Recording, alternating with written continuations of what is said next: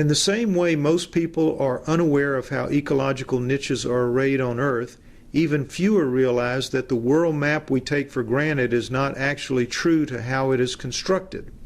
This is the standard world map everyone studies and learns in geography classes around the world.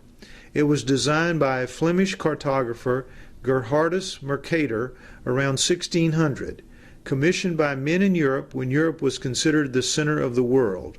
In order to create a two-dimensional map from a three-dimensional globe, there must be a certain amount of distortion.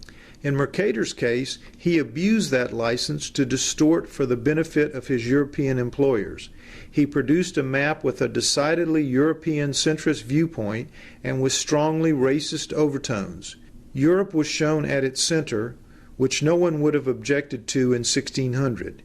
Yet the generations who have unknowingly used it since then still have no idea of what went into turning small Europe well north of the equator into large and imposing Europe seemingly at the center of the world. The 18.9 million square miles inhabited by Mercator's northern hemisphere compatriots are shown on his map as much larger than the 38.6 million square miles south of the equator, which are primarily inhabited by black and brown populations. Europe's 3.8 million square miles are shown as larger than South America's 6.9 million square miles. In reality, China is over 4 times the size of Greenland, but Mercator's map shows China as substantially smaller. Scandinavia, with only 0.4 million square miles, is shown here dwarfing India's 1.3 million square miles, which is 3 times larger.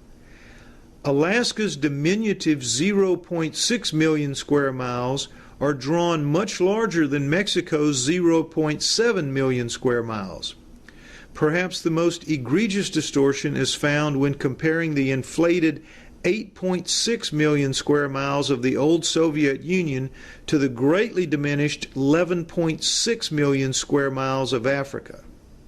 I grew up learning from this map, believing in the accuracy of this map.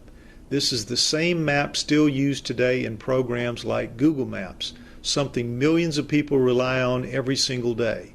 We are all completely convinced that it accurately represents what our world actually looks like. We know it represents the truth to us, even though it never has. So now, it seems, is a good time to stop arrogantly assuming what we know is always and forever correct, and to instead start thinking for ourselves.